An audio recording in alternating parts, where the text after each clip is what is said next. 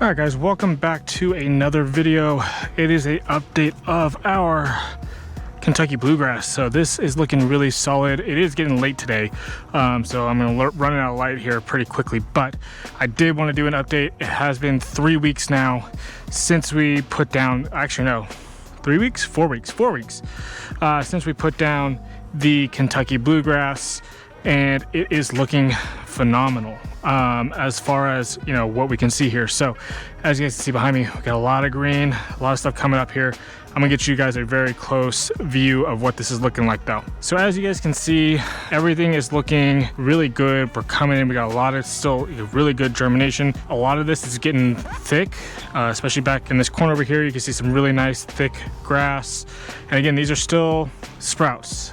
Still early grass seed coming in. No idea if we're gonna hit the sprout and pout phase, but as you guys can see, there's still a lot of weeds now coming in because our tenacity is worn off. That's only good for about 3 weeks, and we are at 4 weeks now, and those weeds are starting to kind of find their way into the lawn, and there's nothing we can really do about it.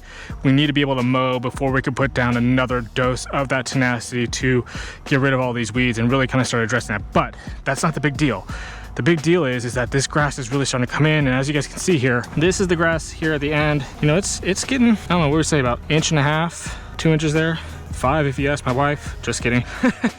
But you give it a tug and it's not going anywhere. It's rooted in. That's what's key here, is everything is rooted in really, really well. The roots are growing strong, and the key now is, what do you start doing with your watering? All right, we've gone away from the multiple waterings a day phase on that new grass seed, and we're now moving towards a more deeper watering for these grass seeds, so that way they can start pushing those roots down into the soil and really getting deep down into there.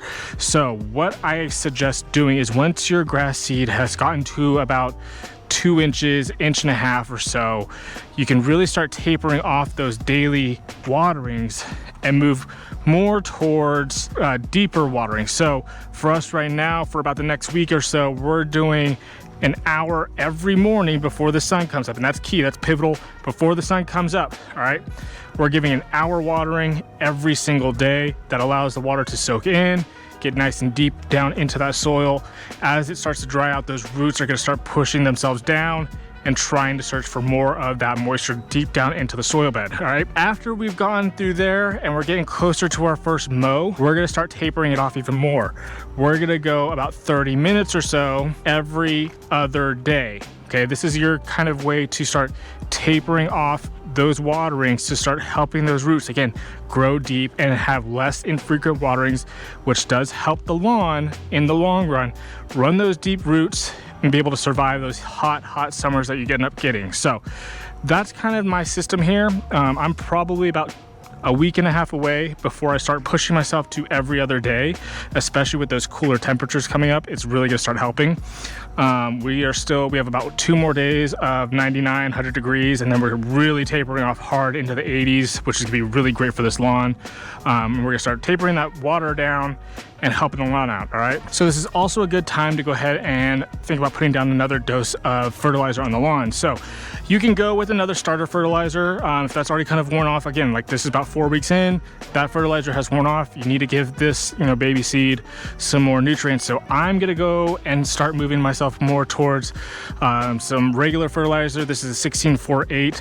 It's not gonna overdo the lawn. It's not gonna do anything crazy to it. I like to put it in right before dusk because I think it's a good time for the soil to absorb all the nutrients, the lawn to absorb all the nutrients, and then in the morning it gets watered in and it's going deep down into that soil, pushing those roots further down, doing all the good things that we've talked about. So a really good time to add those nutrients down into the lawn. I'm gonna be doing that tonight. You guys will see that right here. I just wanted to get to you guys first before I went to watering in. So I also think it's a great idea to have the hose end sprayers, because I still don't feel comfortable. I think honestly I could walk on this. I just don't feel comfortable with it yet. So a hose end sprayer is great because I don't have to walk anywhere on this. I can just use the hose end, spray where I need to, and be good from there. So that's kind of where we're at right now with the Fenway Park Kentucky bluegrass. It's looking really, really good. I mean, for a month in, this is phenomenal. There's a lot of coverage here.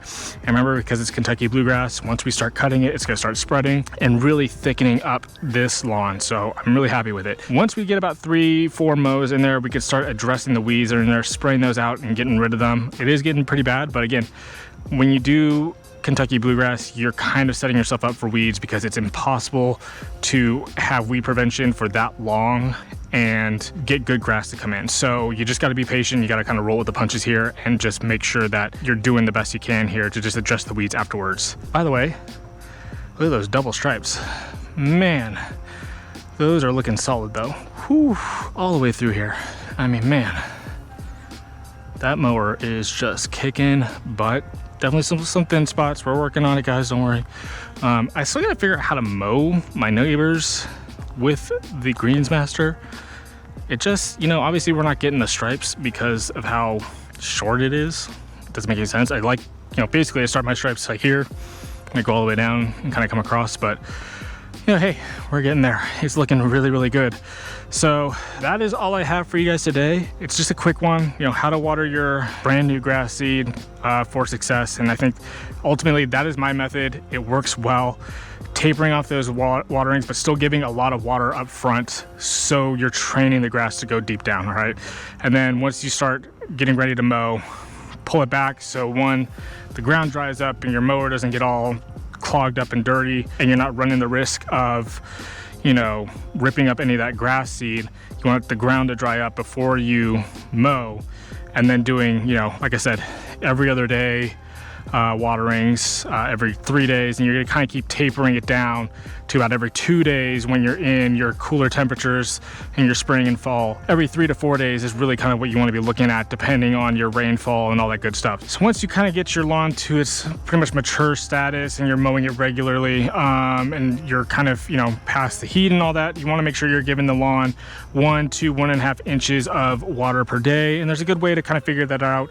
You can get these rain gauge cups. I'll go ahead and leave a link down in the description below, but you can put those out over your lawn and then go ahead and run your sprinklers for, you know, about 10 minutes. And then what you're gonna do is, based off of, you know, what's in the cups, you can kind of gauge how much water is getting down to certain areas, and then you can kind of adjust your timing for your sprinklers there to put down how, you know, 1 to 1.5 inches of water per week. All right, remember, you want to do deep and frequent waterings at that point. The other option is you can get like a little tuna can cups. That's a good measurement as well. Those are about 1 to 1.5 inches, and so you can kind of figure out how much is filled into there and how much you need to go by at that point. So two, you know, kind of options to figure out how much water you need to be putting down on a regular basis. But overall, that is key to keeping a nice, healthy green lawn. Not overwatering, not underwatering, but just giving it the right amount. All right, guys, so that's all I have for you guys today. I hope you guys did enjoy today's video. Again, it was a quick one. I was running out of light here quickly. But if you guys did enjoy today's video, make sure you smash that like and subscribe button. Check out that thing at the bottom, hype. It's a new feature on YouTube. If you guys enjoyed today's video, throw it a hype. It's free. I mean, hype the video up. Other people can see it. I don't know. I don't really know what it does, but throw a hype out there if you guys have it on you. Some viewers say they have it. Some people say they don't. Really don't know. I know on mine, I have it, but whatever. So if you guys did enjoy today's video, you guys know what to do. And as always, guys, go out there, make it a great day. I'm gonna see you guys on the next one.